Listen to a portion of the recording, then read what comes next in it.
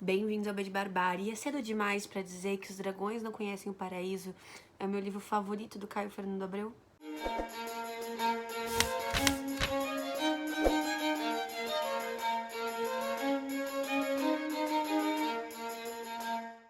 Bom, pessoal, como vocês sabem, a gente tá tendo um projeto desde o começo do ano chamado Contos Mofados. Nele eu venho lendo todos os livros de contos do Caio Fernando Abreu, que estão compilados nessa edição única aqui da Companhia das Letras, esse volumaço. E são 6 livros. Os Dragões Não Conhecem o Paraíso é o 5º, né? Então, talvez não seja cedo demais pra dizer que esse é meu livro de contos favorito do Caio Fernando Abreu. Eu me apaixonei muito durante o livro todo. Eu acho que ele tem um tom completamente diferente do resto da obra, porque eu acho que uma coisa que é muito constante na obra do Caio, desde o primeiro livro, independente das mudanças que ele vá sofrendo, porque os livros são bastante diferentes, o Caio, ele tem um negócio de capturar muito bem a essência da juventude da época dele. E ele faz isso tão bem que as juventudes das gerações seguintes conseguem se identificar com ele, né? Acho que por isso é impossível falar um pouco de literatura jovem ou de literatura LGBT sem falar de Caio. A marca dele é muito forte, sabe? E quando a gente lê Os Dragões, a gente percebe que o Caio amadureceu, né? Que esses morangos amadureceram. A gente tá numa nova estação do Caio. É uma estação um pouco mais adulta e talvez por isso mais melancólica. Ele não deixa de falar sobre os momentos de descoberta sexual, como ele vem falando em quase todos os outros livros. Ele tem um conto aqui que é um dos meus favoritos, mas que não sei o que eu vou falar dele, que é O Pequeno Monstro, em que ele fala um pouco sobre isso.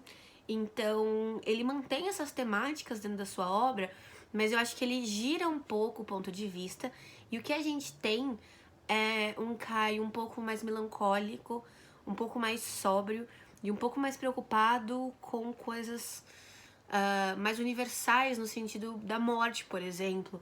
Eu acho que muitos dos contos aqui vão fazer referências à morte. E quando eu digo universais, muitos temas LGBTs são universais, né? Eu acho que as coisas não são excludentes. Mas eu não acho que exista um tema mais universal do que a morte, né? Se existe uma coisa que todo mundo, em todo lugar do mundo, vai pensar a respeito, é sobre isso. E aí, como elas lidam com, acaba sendo diferente. Essa tristeza e esse peso vai percorrer todos os contos dessa coletânea. Acho que não tem jeito. Até porque a gente tá num momento histórico completamente diferente, né? Quando o Caio escreve Os Dragões, ele ainda não sabe, ele não tem ainda a HIV, porque ele vai ter no futuro. Mas já é um momento em que você perde muitas pessoas, muitas figuras para essa doença.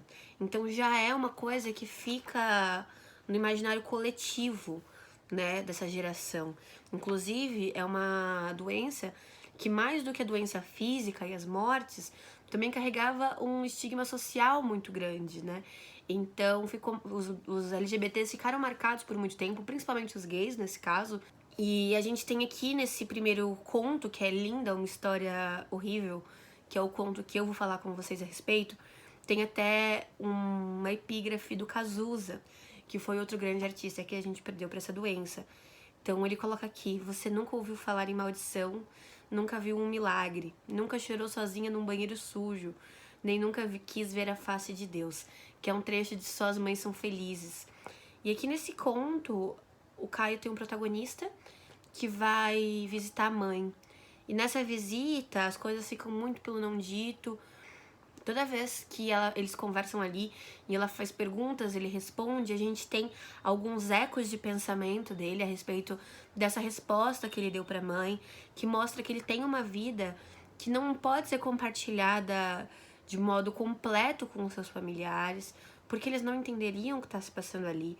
E por mais que em momento nenhum o Caio coloque essa palavra, em momento nenhum ele fale sobre isso aqui, a gente fica muito claro que a sua magreza, que a sua fraqueza, que esse retorno à casa tem uma ligação muito forte com essa doença, né? E é um conto muito triste. Ele chega a dizer, aqui na terceira página do conto, que ele tossiu, baixou os olhos e tinha losangos na toalha. Vermelho, verde, plástico frio, velhos morangos. Então, mais uma vez, essa retomada da metáfora do morango como algo que era próspero, algo que não vingou, algo que mofou. que ficou velho, que ficou pra trás. Um sonho perdido que essa geração teve, né? Acho que esse livro mostra muito belamente esse momento de decepção de toda uma geração, né? Na quinta página também tem uma hora que a mãe dele pergunta assim, tá tudo bem? O problema é trabalho? E ele não responde, ela pergunta, é saúde? Diz que tem umas doenças novas aí, vi na TV, umas pestes. Então, é sempre insinuado, né? Mas eu não acho que se você tem uma contextualização histórica do que acontecia no Brasil nessa época, você é capaz de ignorar essas referências todas. E é um conto que acaba de um jeito melancólico, triste, sem esperança. O Caio não se preocupa em nos deixar uma reste ali. Talvez porque ele não tivesse naquele momento, né? Eu acho que mesmo quando você não tem uma doença, como nós estamos vendo agora na pandemia, você não tem a doença, mas tem pessoas que tem pessoas morrendo disso, tem pessoas sofrendo com isso, tem a possibilidade de pegar o tempo todo, principalmente quando você não tem certeza ainda de como é transmitida, né? Acho que o maior problema da HIV na época era a falta de conhecimento a respeito. Se difundiam muitas notícias erradas sobre a transmissão da AIDS, então você não sabia como pegava, você não sabia o que curava, você não sabia o que podia potencializar. E exatamente o sentimento que a gente vive agora no coronavírus, com a diferença de que existia um estigma social. Então, só gays pegam essa doença. Então, se você tinha AIDS, você era estigmatizado, porque, tipo, se você pegou AIDS, você é gay, gay é errado. Se você é gay, você pode pegar AIDS, então você é duplamente errado, porque você, além de ser gay, que é uma coisa que vai contra o que a sociedade prevê, você tem uma doença que é transmitida por causa desse seu pecado, né? Então, isso só potencializa, né? Eles se retroalimentam o tempo todo, e isso com certeza só fez a vida dos homossexuais na década de 80 ainda mais difícil do que já era. Hoje em dia, mesmo com mais informações, a gente tem alguns preconceitos restantes, né? Principalmente da geração que viveu essa época e que pegou essa fase com muitas mortes. E eu entendo que seja uma coisa traumatizante, mas eu acho que a gente nunca pode deixar de se informar. Tem um documentário que tá disponível na Netflix no momento que eu gravo esse vídeo, que chama Cartas para Além dos Muros.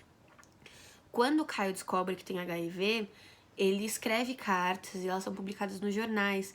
E ele fala sobre o processo de descobrir essa doença e sobre momentos em que ela esteve mais forte. Quando isso acontece, do Caio mostrar, ele acaba atingindo muita gente, né? Porque é um relato individual e de alguém que já estava estabelecido, né? O Caio já tinha feito sucesso tanto com o Morango quanto Os Dragões Não Conhecem o Paraíso, ele tinha morado fora. Os Dragões já tinha sido traduzido para outras línguas, né? Acho que ele foi o primeiro do Caio a ser traduzido, antes mesmo de Morangos, salvo engano. E quando ele escreve essas cartas para além dos muros, ele toca essas pessoas. O documentário é inspirado, né? Ele não utiliza as cartas do Caio, mas ele é um documentário que conta a história do HIV no Brasil, né? Então, como foi a repercussão, como foram as políticas públicas da época para conseguir as medicações quando foram criadas, tudo o que aconteceu. E aí, no final, tem uma breve mençãozinha ao Caio, que é de dar quentinho no coração. Mas o que me assusta um pouco nesse documentário é o fato de que mostra pessoas que descobriram recentemente que têm HIV e essas pessoas não sabiam que HIV existia. E uma coisa que a gente tem que ter muita consciência é que o Estado não vai dar educação sexual pra gente de forma gratuita, não no sentido de monetário, mas gratuitamente, assim, de bom grado. A gente vive num Estado conservador e autoritário. Então a gente tem que buscar as nossas próprias informações sobre educação sexual pra gente não estar à mercê não só de doenças, mas que essa desinformação não nos atinja de outras formas também. É isso, pessoal. Espero que vocês tenham gostado. Eu vou deixar aqui com vocês mais vídeos, porque o pessoal quer falar sobre os contos favoritos deles. E nesse vídeo aqui vai ter uma galera. Então é isso. Espero que tenham gostado do vídeo. Se gostaram, se inscrevam no canal, clicando na bolinha com o meu rosto, que vai aparecer aqui do lado. Um beijo e até a próxima. Olá pessoal, vou falar com vocês sobre o conto A Dama da Noite, do Caio Fernando Abreu. Esse é um conto assim, muito potente do Caio, muito melancólico de certa maneira, ele tem muita raiva, muita força, mas também muita tristeza. A Dama da Noite é um conto em que a gente tem esse jovem rapaz que está numa boate e que encontra esse ser que não necessariamente se define o sexo, enfim, e, e essa pessoa, a Dama da Noite, ela começa a narrar e expurgar, de certo modo, toda uma percepção de mundo e de vida, né? E que ela fala assim que ela tá fora da roda e que para esse rapaz é muito fácil de entrar na roda porque ele tá dentro do padrãozinho bonitinho, enfim, que se exige. E ela, enquanto esse sujeito fora da roda, é um sujeito que é um sujeito marginal, né? Que me compara um pouco a travesti, de certa maneira, que é esse sujeito que está fora da roda. E é um monólogo, é só essa Dama da Noite falando e narrando esse lugar de marginal, né?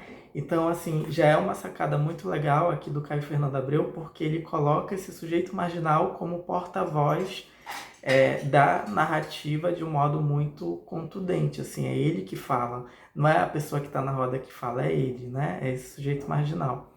E ela começa a pensar sobre o sexo, sobre a morte e a solidão.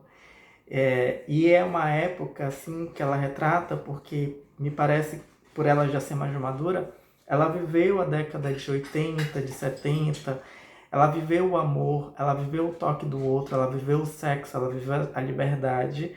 E nesse período aqui é um período em que a AIDS ela está muito presente, então acaba também que ela se torna essa personificação do que a AIDS representa. E dizem que ela é a própria AIDS, ela que contamina, porque no meio da noite ali, nesses espaços, que a AIDS ela acaba acontecendo, né? Ela diz para ele, né? Você não viu nada, você nem viu o amor. Que idade você tem? 20? Tem cara de 12. Já nasceu de camisinha em punho, morrendo de medo de pegar AIDS. Vírus que mata, neguinho, vírus do amor. Deu a bundinha, comeu o cozinho, pronto, paranoia total. Pessoal, eu sou o Paulo Lani do Lendo Arte, eu tô aqui de volta no YouTube da Bárbara para falar de alguns contos desse livro do Caio Fernando Abreu. Dois contos que eu gosto muito, não sei se são meus preferidos, mas eu gosto muito. O primeiro deles é O Rapaz Mais Triste do Mundo. Esse conto, para mim, ele me trouxe uma experiência muito especial, porque você acha que ele vai tratar de um assunto, você acha que vai levar a um lugar, e ele não leva a esse lugar porque o objetivo dele com o conto é outro, que é justamente o lugar da narração. O que se passa nesse conto? É um narrador que olha para um encontro entre dois homens dentro de um bar. Mas esse encontro, ele é um encontro feito de silêncios, feito de uma situação, de certa forma, constrangedora, meio deprimente. É um cara de 40 anos com um garoto de quase 20. E esse cara de 40 anos que, pra ele, parece que a vida já passou. E pro cara de 20 anos, parece que a vida não vai passar.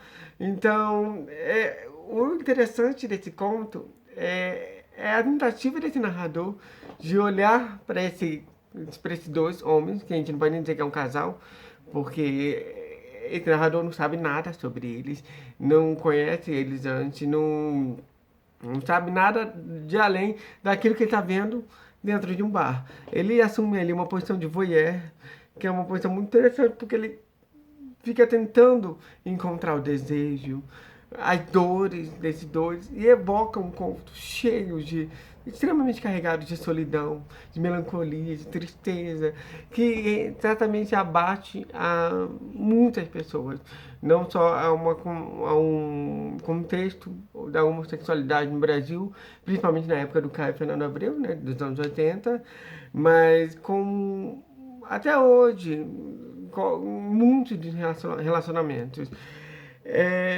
E você vê esse interesse do narrador de evidenciar essa questão. Principalmente porque tem até um momento que ele chega e afirma assim: eu sou os dois, eu sou os três, eu sou nós quatro. Esses dois que se encontram, esses três que espia e conta, esses quatro que escutam. Ou seja, é uma tentativa que o narrador tem de fazer com que a gente se coloque no lugar daqueles dois personagens, tanto no mais velho quanto no mais novo. E essa sensação E aí o rapaz mais triste do mundo acaba que pode ser um novo garoto, pode ser o cara de 40 anos, pode ser o narrador, pode ser eu, pode ser você. Então, pra mim, esse é um conto que ele evidencia isso de uma forma muito bonita, muito interessante mesmo. O outro conto que eu acho muito interessante, que eu gosto muito, que é Os Sapatinhos Vermelhos. É o conto que vem logo em seguida e tem um outro lugar, ele tem uma outra dinâmica que é realmente muito divertida, em que trata da história da Adelina, uma mulher solteirona que é amante de um cara casado. E essa Adelina, ela é cansada dessa vida, desse lugar que ela arranjou para ela. Ela resolve tirar uma noite pra lá de especial. Ela pega dois sapatinhos vermelhos, né, calça, vai pra rua, vai pro restaurante, acha três caras, leva os três caras pra casa e faz um- uma suruba sem fim. E aí a gente fica conhecendo todos os detalhes dessa orgia. Que é bem jogado às claras, assim, quase que asqueroso em alguns momentos, mas muito bom, como ela se liberta ali, ela transa com um, transa com outro, faz um transar com o outro, leva tudo, vai e volta. E, e meio que ela se liberta, sem se libertar de fato, mas ela tenta se libertar da solidão que ela sente por ter um homem casado, pegando três homens de uma vez só. E, bom, ela não consegue se libertar desse lugar dela, né? Eu gosto muito desse conto também, por um outro motivo, que é o título, que me remete a duas outras obras artísticas. Um filme e um conto de fadas. Um conto de fadas, se eu não me engano, é do Andersen, o dinamarquês. É um conto de fadas clássico em que uma mulher teria colocado os sapatinhos vermelhos para ir para uma festa escondida. E aí nessa festa ela se torna a melhor dançarina da festa. E ela estava com muita ambição de fazer sucesso nessa festa.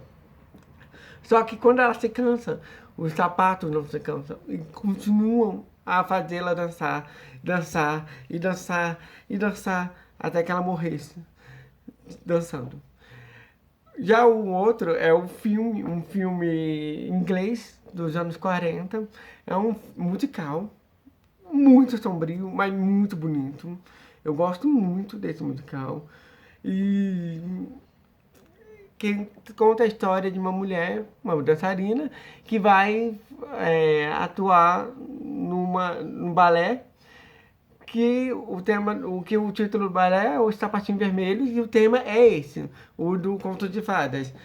E aí ela se vê numa situação em que ela quer muito se tornar essa primeira bailarina da, da, da casa de balé onde ela atua.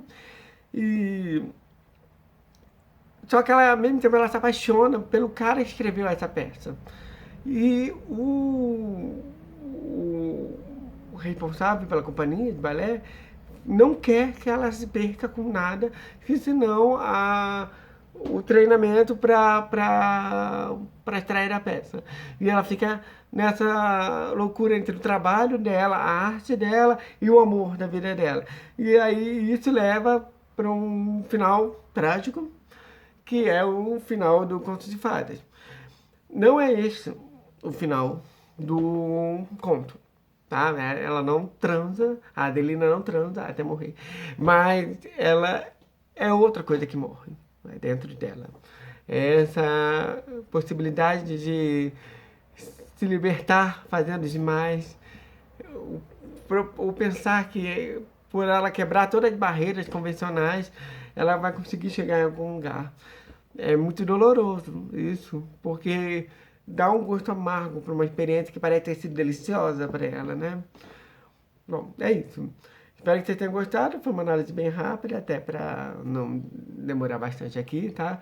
Obrigado, pessoal. Até mais.